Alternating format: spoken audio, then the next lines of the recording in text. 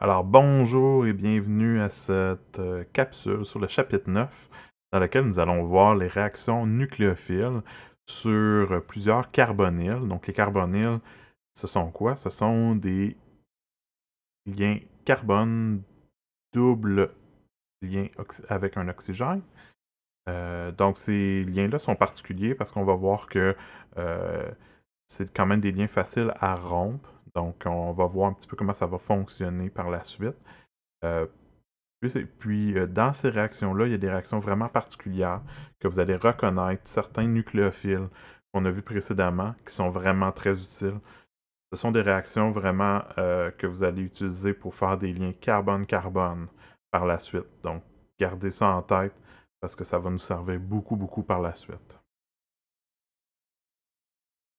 Alors, dans ce chapitre-là, donc, euh, les lectures à faire, vous avez les lectures, vous avez les exercices. Je mets déjà aussi les exercices du cahier bleu d'avance pour que vous puissiez commencer dès que possible à travailler sur sur ce chapitre-là. Dans les questions, évidemment, les questions commencent à être un petit peu plus récapitulatives dans certains cas, surtout les questions de synthèse, euh, ainsi que certaines questions avec des boîtes à répondre. Il y a des réactions qu'on commence à mélanger avec des autres chapitres. Donc, c'est important que vous soyez capable de faire attention à quelle réaction euh, est utilisée pour quel type de molécule. Donc, c'est pour ça que je vous conseille toujours d'avoir une liste avec toutes les réactions. Moi, je vous recommande de vous faire donc une feuille ou encore des cartons pour avoir toutes vos réactions euh, pas très très loin dans une liste que vous pouvez toujours consulter lorsque vous étudiez. Donc, ça peut être très très utile. Les réactifs qu'on va voir aujourd'hui, il y en a deux qu'on va voir dans les capsules du chapitre 9. La première capsule va porter sur ce qu'on appelle les organomagnésiens ou encore qu'on appelle aussi les réactifs de Grignard. L'autre portion va porter sur les réactifs de sel d'alcyne que vous connaissez déjà parce qu'on les a vus dans le chapitre 9, chapitre 6, excusez-moi, sur les substitutions. Donc, on va les revoir dans ce chapitre, le chapitre 9. Les réactifs de Grignard, eux, par contre, euh, ça va être ce qu'on va regarder en premier. Dans les deux cas, que ce soit les réactifs de Grignard ou les sels d'acine, les réactions qu'on voit aujourd'hui, c'est vraiment pour faire des liens carbone-carbone. Donc, le réactif de Grignard porte le nom venant de celui qui a trouvé ce réactif-là, qui est Victor Grignard, qui a gagné un prix Nobel de chimie en 1912. Ce sont des composés qui sont ce qu'on appelle organométalliques. Ça veut dire quoi? Ça veut dire qu'il y a une partie organique, bien de carbone-carbone, avec des hydrogènes, des azotes, oxygène, etc. Puis il y a une partie qui est métallique, ça veut dire qu'il y a un métal. Donc, dans le cas des organomagnésiens, souvent, c'est le magnésium qui revient. On va voir qu'il y a une autre possibilité aussi qui fonctionne comme les organomagnésiens, donc comme lorsqu'on a un magnésium, c'est les organolithiens. C'est l'autre possibilité qui réagit de la même façon. Ces molécules-là, ce sont d'excellents nucléophiles. Pourquoi? C'est parce qu'il y a un lien entre le carbone et le magnésium. Vous regardez la différence d'électronégativité entre ces deux-là. Le magnésium, vous allez voir que c'est pas très, très électronégatif, puis que le carbone est pas mal plus électronégatif que le carbone. Donc, contrairement à d'autres types de liens où on voit généralement quelque chose qui est très, très électronégatif lié au carbone, ici, c'est le contraire. C'est tellement une grosse différence qu'en réalité, le lien qui est là, c'est pas vraiment un vrai lien. Parce que généralement, on utilise les liens comme ceux-là, avec une ligne entre deux atomes, pour des liens covalents. C'est pas vraiment un lien covalent. C'est un lien qui est plutôt ionique. Donc vraiment une charge négative sur le carbone.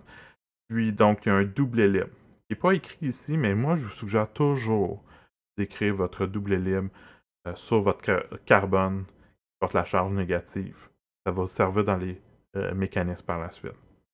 Donc, le carbone est chargé négativement, le magnésium, lui, est chargé positivement. Généralement, avec le magnésium, peut avoir un chlore ou un brome. Je vais vous expliquer pourquoi. Mais de toute façon, cette portion-là du magnésium avec un autre atome, c'est un ion spectateur. Donc, il ne va pas rien faire de particulier dans la réaction. Il va juste servir pour aller chercher le chlore ou le brome qu'on va utiliser, si nécessaire. OK? Donc, faites-vous-en pas trop sur cette partie-là. Ce qui nous intéresse, c'est vraiment la partie avec le carbone négatif. Donc ça, c'est un nucléophile très fort et c'est aussi une base très forte parce que le carbone chargé négativement, c'est pas quelque chose qui veut rester comme ça longtemps. Ce qui est possible de faire, c'est de faire ces organomagnésiens-là, plutôt que d'utiliser MgCl, on peut utiliser MgBr. Donc ça dépend de quoi on part. Je vais vous montrer comment les former d'abord, puis vous allez voir pourquoi des fois il y a des chlores, pourquoi des fois il y a des bromes, ou encore on peut avoir un lithium. Alors, pour les organomagnésiens, la méthode de préparation, comment on les fait? On doit partir d'un dérivé halogéné. Ça veut dire, ou des fois vous allez m'entendre dire halogéneur, donc ça veut dire la même chose, dérivé halogéné ou halogéneur. Donc, par exemple, ici, un chlorure. Et donc, une chaîne avec un chlore, que ça nous prend? Ça nous prend du magnésium. Le magnésium qui est sec, parce qu'on ne veut pas de l'eau, parce que ça va ça va empêcher la réaction de se faire. Ça va faire une sous-réaction que je vais vous présenter par la suite. Donc, on va utiliser généralement un solvant comme l'éther, ou on peut utiliser d'autres types de solvants qui sont qu'on appelle anhydres, ça veut dire sans présence d'eau. Il ne faut pas avoir de problème avec ce qu'on veut obtenir, soit notre organomagnésiens. Parce qu'il y a de l'eau, l'organomagnésiens ne va pas survivre. Donc, qu'est-ce qui arrive, c'est que le magnésium va s'insérer entre le carbone et le chlore. Comment? Je ne vais pas vous expliquer comment parce que c'est pas mal plus compliqué, le mécanisme en réalité. Alors, faites juste comme penser que le magnésium s'insère dans le lien, tout simplement. Même chose si on utilise un brome. Donc, on peut utiliser un brome, que ce soit un dérivé halogéné, primaire, secondaire, tertiaire, ça n'a pas d'importance, ça fonctionne quand même. Donc, juste présence de magnésium. Si vous voulez retenir que vous pouvez utiliser de l'éther, vous pouvez le faire, mais il y a d'autres solvants qui peuvent être utilisés autres que l'éther, par exemple l'hexane, etc., qui sont aussi sans présence d'eau, sans hydrogène acide. Très, très important. On va revenir par la suite pourquoi. Pour les organolithiens, si on veut en faire, c'est pas mal similaire, là. Dans les cas qu'ici, vous voyez, j'ai mis des liens entre le carbone puis le magnésium, des liens covalents. Mais en réalité, ce lien-là, là, je préfère ce que vous mettiez vraiment une charge négative sur le carbone, une charge positive sur le magnésium sans écrire le lien, donc en mettant vraiment les doubles ellipses sur le carbone. Même chose ici pour lorsqu'on forme un organolithien, le lithium va être positif, puis le carbone va être négatif avec un double ellipse.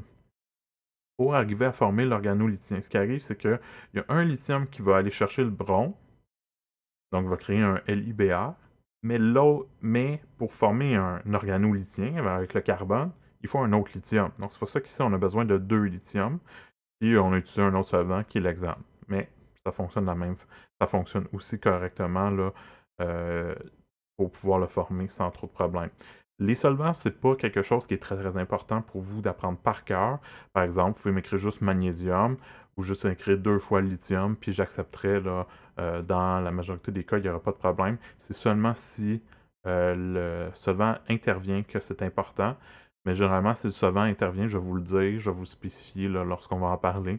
Puis ça devient plus un réactif que juste un solvant. Fait que souvent, je vais vous l'indiquer comme un réactif.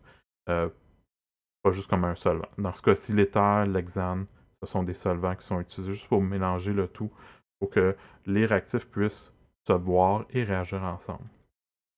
Alors, les organomagnésiens, vu que ce sont des bases fortes, OK? Qu'est-ce qui arrive, c'est que si on les met en présence de sources de H+, ça va réagir, OK? Puis cette source de H+-là peut être vraiment variée. Qu'est-ce qui va arriver, c'est que le double libre du carbone va tout simplement aller chercher le H+. Ici, maintenant, on a un lien CH. On ne le voit pas parce que on est en forme stylisée, donc on ne monte pas les liens CH, mais maintenant, on a un H de plus. Et ça, c'est pas réactif. C'est un alcane. Fait qu'il n'y a plus rien qui se passe. Fait que la présence d'acide est nuisible pour les organomagnésiens parce que ça forme quelque chose qui, généralement, c'est pas quelque chose qu'on désire. Hein. Un alcane, tout simplement, c'est pas quelque chose qu'on désire. Les organomagnésiens servent pour beaucoup, beaucoup d'autres types de réactions. Ça veut dire que s'il y a la présence d'eau, l'eau est légèrement acide, assez pour réagir. On va former l'alcane puis des OH-. Vous Vous allez me dire, ben OH- c'est une base. Oui, mais ce qu'on est parti, soit l'organomagnésium, c'est beaucoup, beaucoup plus basique qu'un OH-. Donc, c'est sûr que ça va affecter pas mal. Puis ça fait en sorte que ça pousse la réaction vers la formation des OH-, puisque ça l'est pas mal plus basique, l'organomagnésium.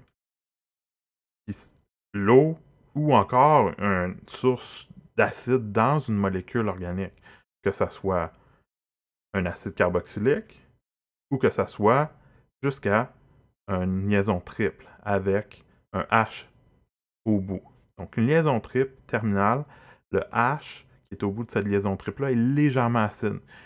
C'est assez acide pour réagir avec un organomagnésium. Donc, il faut éviter la présence de H acide, quoi que ce soit. Je vais vous montrer plus tard dans la deuxième capsule, probablement, une liste de c'est quoi la force relative des acides qu'on a dans une molécule organique qui pourrait réagir dans ces cas-ci. Mais ici, qu'est-ce qui va arriver, c'est que l'organomagnésium va venir chercher le H avec le double libre sur le carbone, puis il va donner les doubles libres du lien carbone-hydrogène avec la liaison triple vers le carbone que la liaison triple pour former un sel d'alcyne, qui est un autre réactif qu'on va voir par la suite. Mais ce n'est pas une façon efficace de former les sels d'alcyne. Pourquoi? Parce que généralement, les organomagnésiens, faut les former, faut les faire, donc ça prend une étape de plus. Puis c'est quand même un réactif qui va coûter un peu plus cher que d'autres. Donc c'est préférable d'utiliser d'autres bases là, pour former des sels d'alcyne. Je vais vous en montrer tantôt. Par exemple, NaNH2, c'est celui qu'on va voir le plus souvent. Donc je vous rappelle, les organomagnésiens, c'est toujours un carbone qui est chargé négativement. Okay? C'est ça que moi je m'attendrais à avoir. Donc carbone chargé négativement. Je préfère que vous évitiez de faire le lien. Par contre, je vous le montre parce que des fois, c'est ça qui est montré dans le manuel, que ce soit le manuel qu'on utilise ou d'autres manuels, ou c'est encore peut-être présent dans certains autres livres. Okay? Donc, par exemple, dans le cahier, ça se peut qu'on utilise ce type de lien-là, mais c'est vraiment un lien qui est ionique. Donc, charge négative sur le carbone, positive sur le magnésium. Alors, l'organomagnésium va, vu que c'est un nucléophile, nous, on va l'utiliser comme un nucléophile, pas comme une base. Si on l'utilise comme une base, généralement, c'est une sous-réaction. C'est pas quelque chose qu'on désire, c'est ce que je viens de vous montrer. Ça tue le réactif. OK? Ça arrête. Ça l'arrête de réagir avec autre chose. Nous, ce qu'on veut, c'est l'utiliser comme nucléophile pour former des liens carbone-carbone. C'est beaucoup plus intéressant. Alors, on va l'utiliser avec des électrophiles. Lesquels? Ben, des électrophiles que vous connaissez déjà, soit les halogéneurs, qu'on appelle aussi dérivés halogénés. On a vu dans le chapitre 6 qui réagissent comme des substitutions. Donc, on va revoir ça, mais cette fois-ci avec un nouveau nucléophile qui est l'organomagnésium. On peut aussi utiliser des cétones ou des aldéhydes, donc des molécules qui ont des COO, puis on peut utiliser aussi autre chose que des cétones aldéhydes. On peut utiliser des esters, du CO2, donc d'autres que je vais vous montrer par la suite. Pourquoi on peut utiliser ces molécules-là? C'est parce qu'ils ont tous un atome qui est très, très électronégatif, soit un halogène ou un oxygène. Donc, le carbone qui le porte, c'est lui qui a la plus grosse charge delta+, donc c'est lui qui est l'électrophile dans ces molécules-là. Et donc, la charge négative de l'organomagnésium va vouloir réagir avec ces carbones-là de façon préférentielle pour soit faire la substitution ou tout simplement briser la liaison double de l'oxygène. Je vais vous montrer plus en détail les mécanismes pour les double O, puis je vais vous remontrer aussi la substitution qui est possible avec les halogéneurs. Donc, quand on a la présence de ces deux molécules-là ensemble, qu'est-ce qui peut arriver? Donc, par exemple, ici, j'ai mon organomagnésium, j'ai mon dérivé halogéné. Donc, le brome, c'est un groupe partant. Ça, ici, c'est un nucléophile. Pourquoi? Parce que le lien qui est ici, en réalité, ça devrait être un double libre sur le carbone, qui porte le magnésium, avec une charge négative, puis un plus sur le MgBr. Donc, ce double libre-là va pouvoir attaquer, puis je vais vous montrer dans le mécanisme juste après cette diapositive-là, puis faire quitter le brome. Donc, qu'est-ce qui va arriver? C'est qu'on va créer un nouveau lien entre le carbone qui est ici et le carbone qui portait le brome. Donc ici, on compte, on a 1, 2, 3 carbones de l'organomagnésiens et on a 1, 2, 3 carbones du bromure. Donc, on a 1, 2, 3 carbones plus 1, 2, 3 carbones. Donc, on a 6 carbones au total. Il y a une ligne de plus. Cette ligne de plus-là remplace la ligne où on avait le MgBr, puis où est-ce qu'on avait le Br dans l'autre molécule. Donc, c'est le nouveau lien. Mais ce qui arrive, c'est que souvent, vous pensez que c'est un nouveau carbone. Fait que quand vous dessinez vos molécules après la réaction, vous faites un carbone de moins. Et ça, c'est une erreur qui est quand même fréquente. Donc, je vous conseille toujours de compter, de numéroter vos carbones ici pour savoir, bon, ben, mon carbone numéro 1 va se lier avec le carbone numéro 2 ici. Fait que vous faites, OK, ça c'est mon 1, puis ça c'est mon 2, mon 3, puis ça se lie avec le 1, 2 du bromure, puis il y a un troisième à faire ici, donc ça vous fait que votre compte il est bon. OK? Comptez toujours vos nombres de carbone lors de ces réactions-là, parce que lorsque vous faites un nouveau lien carbone-carbone, on dirait que c'est difficile pour vous de vous représenter qu'est-ce qui arrive, puis vous perdez un peu le compte là-dedans. Lorsqu'on a un double O, ce qui arrive, c'est que ce lien-là va se faire sur le carbone qui porte l'oxygène, on va briser la liaison double. Fait qu'on va obtenir un O- lorsqu'on fait la réaction. Sauf que généralement, on ne s'arrête pas là parce que une molécule chargée, c'est pas ce qu'on veut. On veut généralement une molécule qui est neutre. Fait qu'est-ce qui va arriver, c'est qu'après que la réaction soit faite avec l'organomagnésiien, on ajoute un petit peu d'acide, donc un petit peu de H3O+. On ne peut pas l'ajouter dès le début parce que ce qu'on a dit, c'est que si on ajoute un acide avec l'organomagnésiien, ça va le tuer. Fait qu'il faut vraiment attendre que la réaction se fasse entre ces deux molécules-là avant d'ajouter par la suite l'acide. Généralement, l'acide, c'est ce qu'on appelle le parachèvement. Donc, qui dit que ça finit la réaction. Donc, quand on a terminé notre réaction, on décide de l'arrêter, on ajoute à ce moment-là l'acide pour obtenir un alcool. Donc, on a un nouveau lien qui va être formé entre le carbone du MgBr, donc de l'organomagnésiien, celui qui porte l'MgBr, qui a la charge négative, puis celui qui avait le COO. Maintenant, il y a un lien avec un oxygène. Parce que l'oxygène ne part pas complètement, parce qu'on a deux liens avec l'oxygène, donc il y en a juste un des deux qui est brisé. Dans le cas de l'ester, les esters, eux, sont particuliers. OK, donc ça, c'est comment ça va fonctionner avec les cétones et les aldéhydes. Donc, c'est assez commun, on va voir plus en détail. Pour les esters, on a besoin de deux équivalents. Je vais vous expliquer pourquoi un petit peu plus en détail par la suite. Mais c'est que les deux équivalents vont venir s'ajouter sur la molécule. Le premier va en réalité enlever la portion de l'ester qui est le O avec la chaîne de carbone. Ici, c'est un méthyle, mais ça peut être n'importe quoi. Puis le deuxième va venir s'ajouter pour briser la liaison COO. Donc, créer vraiment un O- qui, après avoir ajouté un petit peu d'acide, va créer un OH. Donc, ce qui va arriver, c'est qu'on va avoir deux fois l'organomagnésiien qui va être ajouté. Donc, on va créer deux chaînes de carbone pareilles. Donc, ça va être ce qui va être obtenu lorsqu'on utilise un ester avec un organomagnésiien.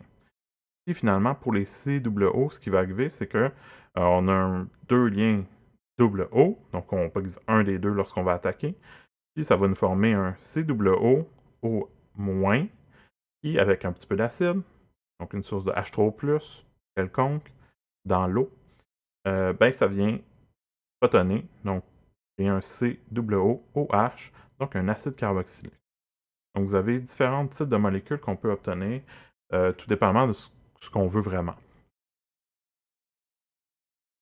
Alors, premier type de réaction, c'est avec les dérivés halogénés. Donc je vous rappelle qu'en réalité, même si des fois c'est dessiné comme ça, la réalité c'est que c'est un C- avec un double libre, donc comme ceci.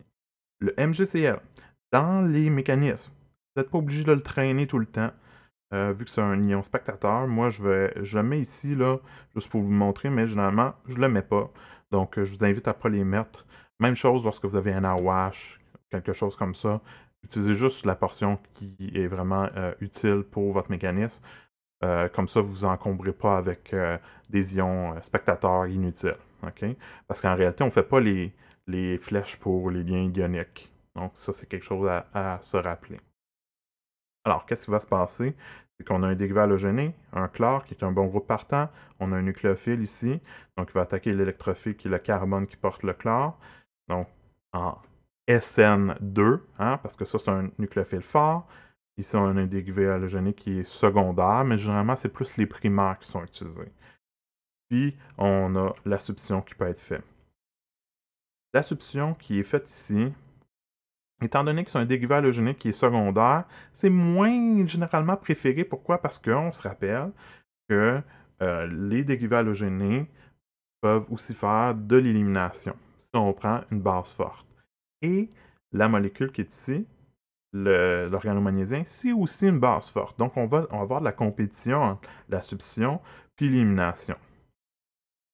Dans le cas qui est ici, je vous montre la substitution, mais c'est possible d'avoir de l'élimination qui peuvent être faites avec ce réactif-là. Pour éviter le plus possible que l'élimination soit faite, il faudrait utiliser des dérivés halogéniques qui sont primaires à ce moment-là. Mais je vais quand même accepter avec des dérivés halogéniques secondaires, même si ce n'est pas préférable. Par contre, lorsqu'on utilise un électrophile qui est autre chose qu'un dérivé halogéné, ok? Ici, je vous présente l'état de transition de l'étape. Donc, il y a juste une étape hein, pour la substitution. Puis, comme je vous rappelle, la substitution SN2 se fait avec le départ du groupe partant qui est à 180 degrés du nouveau lien avec le nucléophile. Donc, ça arrive à 180 degrés du groupe partant.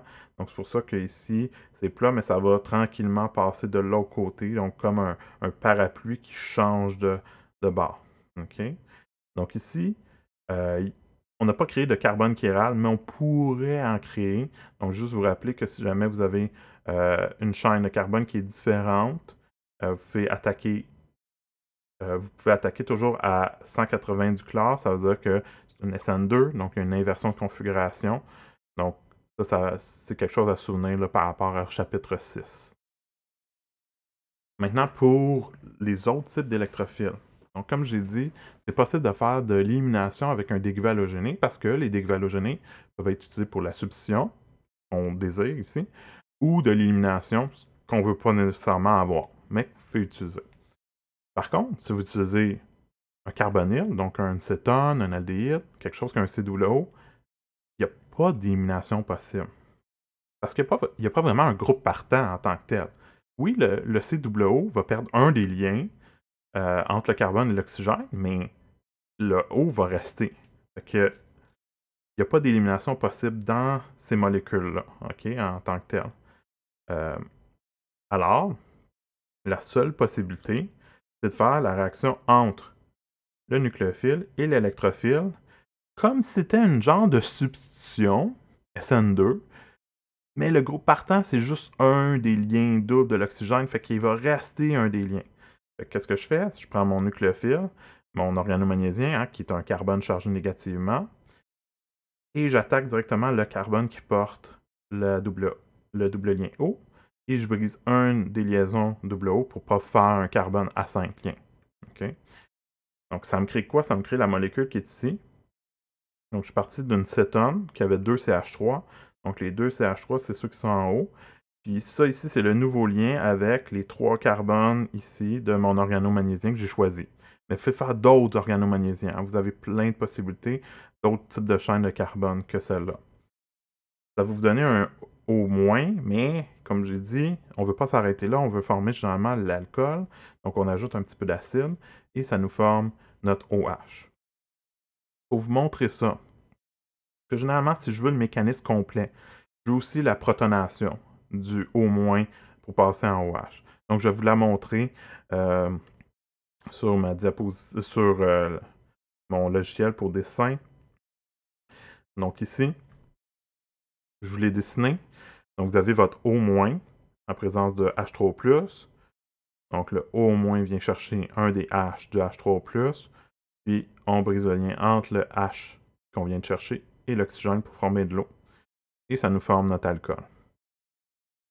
Ce type de réaction-là, c'est une protonation, comme je dis, on la fait souvent, donc c'est pour ça qu'à un moment donné, moi je la présente plus, mais c'est toujours la même chose, donc je m'attends à ce que vous soyez capable de la dessiner si je demande le mécanisme complet à l'examen ou dans un exercice.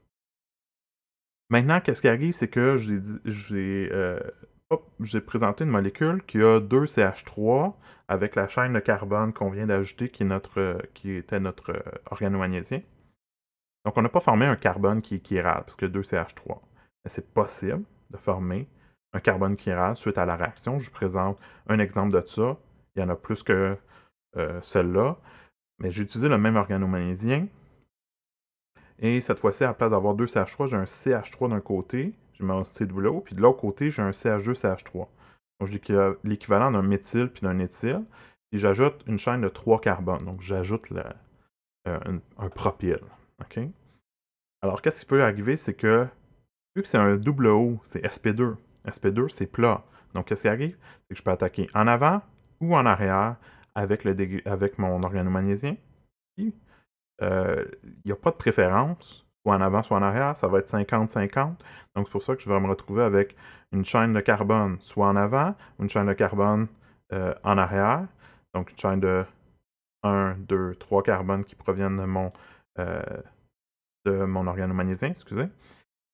Et je vais me retrouver avec un O-. Donc, mon O va être soit en avant, soit en arrière, selon comment j'ai attaqué. Donc, je vais les présenter comme ça. Puis, après la protonation, je n'ai pas fait le mécanisme complet ici, mais vous comprenez parce que je l'ai montré juste avant. J'obtiens donc un mélange 50-50 des deux énantiomères. Donc, c'est un mélange racémique dans ce cas-ci. Donc, si vous formez un carbone chiral à partir d'une cétone, ou tantôt, je vais vous montrer un aldéhyde, à ce moment-là, vous allez obtenir le mélange racémique à la fin. Parce que il n'y a pas de préférence d'attaquer en avant ou en arrière sur la double liaison O. Alors, je reviens à la présentation.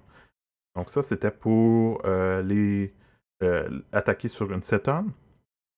Maintenant, je vais vous présenter, juste avant, je vous montre quoi ça a l'air dans l'état de transition lors de l'attaque de l'organomagnésiens sur le double O. Donc ça, c'est vraiment l'état de transition de cette étape-ci, donc le maximum d'énergie. C'est vraiment lorsqu'on a le bris de la double liaison, puis la formation du lien ici. Puis on passe de quelque chose qui était plat à quelque chose qui est maintenant tétraédrique, hein, parce que maintenant, on va avoir 4 liens simples. Donc, ça va avoir la forme tétraédrique. Donc, c'est pour ça que c'est pas encore un tétraèdre parfait, mais ça pousse tranquillement les choses vers l'autre côté. Puis en même temps, la charge négative qui était sur excusez-moi, l'organomagnésien passe vers l'oxygène. Donc, c'est pour ça qu'on a une charge partielle négative sur les deux. On va se retrouver avec un O-. Donc, ça, c'était pour avec une cétone. Maintenant, avec un aldéhyde, c'est pas mal la même chose. C'est quoi la différence? C'est que tantôt, je vais revenir vite vite, vous remarquez, avec une cétone, on obtient toujours un alcool qui est sur un carbone qui est lié à 3 autres carbones, donc un alcool tertiaire. Pour obtenir un alcool tertiaire, on fait une réaction entre une cétone puis un organomagnésien. Maintenant, avec un aldéhyde, étant donné que j'ai une chaîne de carbone de moins, j'ai un H ici, on va obtenir un alcool secondaire. Donc ça, c'est la différence. Donc c'est l'intérêt de choisir soit un aldéhyde ou une cétone. Mais sinon, le mécanisme est pareil. Donc, on va attaquer le carbone qui porte le double O, on brise la liaison double O, on forme un O-. Mais là, à la place d'avoir des chaînes de carbone partout, on a un H qui provient de notre aldéhyde. Puis, on a une protonation. Donc, je ne vous montre pas le mécanisme, mais c'est le même mécanisme que tantôt, soit on vient chercher avec le O- un des H de H3+. Là, il faut développer. Hein, vous ne pouvez pas juste faire une ligne avec une flèche vers un des H pour montrer ça. Il faut vraiment développer, okay? Parce qu'il y a un lien à briser dans cette molécule-là. Puis si vous faites juste me mettre la flèche comme ça au-dessus, c'est pas acceptable. Mais ici, moi, je ne mets pas la phase là-dessus parce que c'est toujours le même mécanisme. Alors, on obtient l'alcool, comme j'ai dit, secondaire. Et dans le cas qui est ici, j'ai choisi un aldéhyde avec une chaîne de 3 carbones, puis j'ajoutais une chaîne de 3 carbones avec l'organomagnésien. Donc ici, les deux chaînes de carbone sont pareilles, donc c'est pas un carbone chiral. Mais c'est possible, dans certains cas, d'avoir un carbone chiral à la fin si la chaîne que vous aviez sur l'aldéhyde puis la chaîne que vous ajoutez sur l'organomagnésien n'est pas pareille. vous allez toujours avoir un H puis un OH d'un aldéhyde. Donc, vous allez avoir la possibilité d'avoir un carbone chiral. Puis, comme pour les cétones, vous obtenez un carbone chiral à la fin, vous avez en fait un mélange racémique des deux énantiomères parce qu'il n'y a pas de préférence avec l'attaque en avant ou en arrière de la liaison COO. Donc, ici, je n'ai pas dessiné l'état de transition, là, mais c'est pas mal la même affaire que pour l'acétone, sauf avec une chaîne de carbone de moins. Maintenant, la particularité, la grosse différence, c'est l'ester. L'ester est vraiment très, très différent des deux autres, dans le sens que il va réagir avec deux fois deux organomagnésiens, donc deux équivalents. OK? Donc, si vous écrivez deux molécules d'organomagnésiens ou si vous m'écrivez deux équivalents de l'organomagnésiens, c'est la même chose. Donc, ce qui arrive, c'est que on va partir avec un premier équivalent. Je vous montre qu'est-ce qui arrive avec le premier, puis après ça, je vais vous montrer que ça ne finit pas là, que ça continue. Même si je ne l'ai pas dessiné, je vais vous le dessiner. Je vais vous le représenter. Donc, on part comme les autres. Donc ça, il n'y a comme pas de différence avec un aldéhyde ou une cétone au début. Vous prenez votre organomagnésien, donc votre carbone chargé négativement avec son doublet libre. Vous attaquez le carbone qui porte le double O, puis vous brisez le double O. Que ça commence comme les autres. La particularité, c'est ici. Vous avez votre O-. Et là, vous avez un OR qui est ici. Le lien carbone-oxygène est beaucoup plus facile à briser que pas mal toutes les autres. En fait, les liens carbone-carbone, eux, super difficiles à briser. Les liens carbone-hydrogène, super difficiles à briser. Par contre, un lien CO, c'est pas mal plus facile à briser. Et même si, normalement, OR, comme OH, c'est pas un bon groupe partant. Mais ici, on est dans un milieu où on a un organomagnésiens. C'est-à-dire un milieu super, super, super basique. Fait que OR, même si normalement c'est pas un bon groupe partant, dans un milieu super basique, ça reste un groupe partant quand même potable. Ça veut dire pas si pire. Donc, ce que le O- va vouloir faire, de préférence, c'est recréer sa liaison double et expulser la chaîne OR. C'est-à-dire prendre les électrons du lien carbone-oxygène puis les donner carrément à l'oxygène pour expulser en OR-. OK? Ici, en passant, le R que j'ai mis là, qui est au bout de l'ester, du haut, ça peut être n'importe quoi. C'est pas obligé d'être le même que celui de l'autre côté de l'ester. Puis, ce OR-là, en principe, pourrait le récupérer comme un alcool à la fin, mais généralement, c'est pas quelque chose qui nous importe. Donc, souvent, je vais le laisser disparaître par la suite. Ce qui nous importe, c'est vraiment le restant. Qu'est-ce qui est arrivé avec l'ester? Maintenant, on a une nouvelle chaîne de carbone avec un double O, une autre chaîne de carbone. Bien ça, c'est une cétone. Une cétone, en présence d'un alcool magnésien, c'est très réactif. C'est encore plus réactif que l'ester de départ. Ça veut dire quoi? Ça veut dire que dès que l'acétone est formée, c'est elle qui va réagir en premier avec les organomagnésiens, plutôt que les esters qui pourraient rester, par exemple. Ça veut dire que si on se dit, ben moi, je veux m'arrêter à l'acétone, puis pour ça, ben, je vais juste mettre un équivalent d'organomagnésiens. Fait que l'équivalent va réagir avec l'équivalent de mon ester pour former l'acétone. Ben non, c'est pas ça qui va arriver. Ce qui va arriver, c'est qu'il va y avoir une portion, 50% qui vont réagir avec 50% de l'aldéhyde, de l'ester, excusez. Donc, la moitié va réagir avec l'ester de départ pour former une cétone, mais dès que l'acétone est formée, l'autre 50% va réagir avec l'acétone. Donc, on va se retrouver avec 50% de l'ester de départ, puis 50% d'un alcool tertiaire à la fin, que je vous présente comment il se fait. Bien, vu qu'on a vu tantôt, hein, la cétone peut réagir, mais c'est le même mécanisme qu'on a vu tantôt, donc il continue. OK? Donc, ça ne s'arrête pas là. En réalité, il y a deux autres étapes que je vais vous montrer à l'instant. Donc, juste vous montrer ici. Donc, je les ai dessinés. Qu'est-ce qui arrive? On prend un deuxième équivalent. OK? Donc, c'est pour ça qu'il y a deux équivalents pour l'ester. Puis, on continue avec notre cétone qu'on a formé à partir de l'ester de départ. Donc, ça, c'est l'autre étape qui suit. Puis, on forme un O- avec, cette fois-ci, la première chaîne qu'on a ajoutée, puis la deuxième chaîne qu'on a ajoutée. Donc, vu que c'est 2 fois la même chaîne de carbone, ici, le carbone qui est là, il n'est jamais chiral. Donc, pour un ester, il n'y a jamais de carbone chiral à la fin. Donc, ici, j'ai dessiné là, le mécanisme de protonation. Donc, un petit peu de H3O+, pour protoner le O-.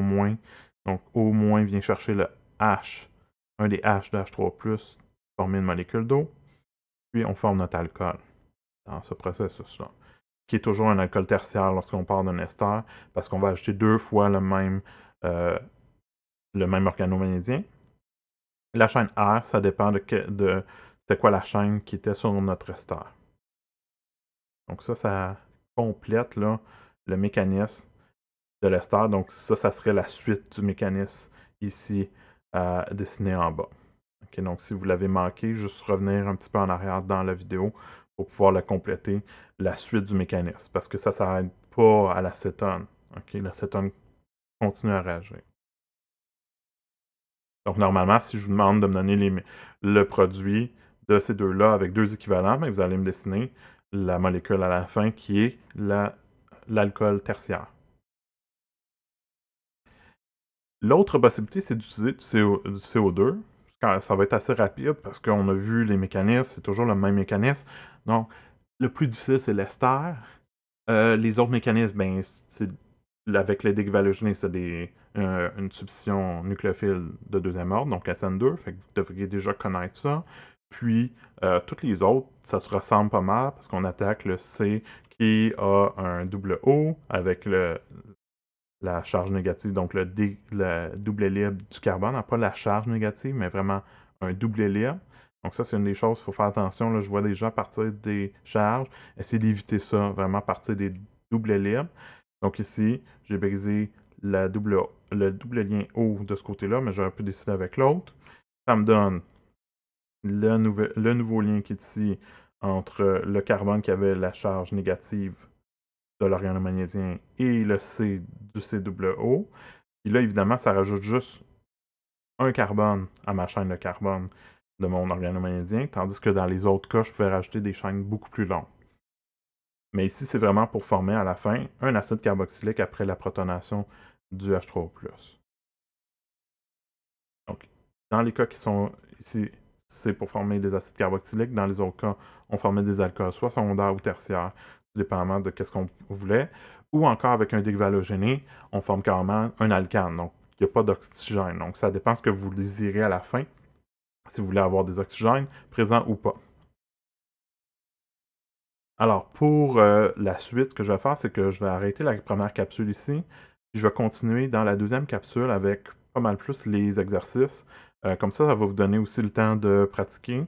Il y a 2 exercices, puis je vais vous montrer les corrections de ces 2 exercices-là, puis vous expliquer un petit peu qu'est-ce qui est possible, qu'est-ce qui n'est pas possible, puis quoi faire attention. Donc, les 2 exercices qui suivent, c'est ce que vous aurez à faire là, pour pratiquer un petit peu, au moins la base de ce que je viens de vous expliquer. Donc, ça complète pour la première capsule.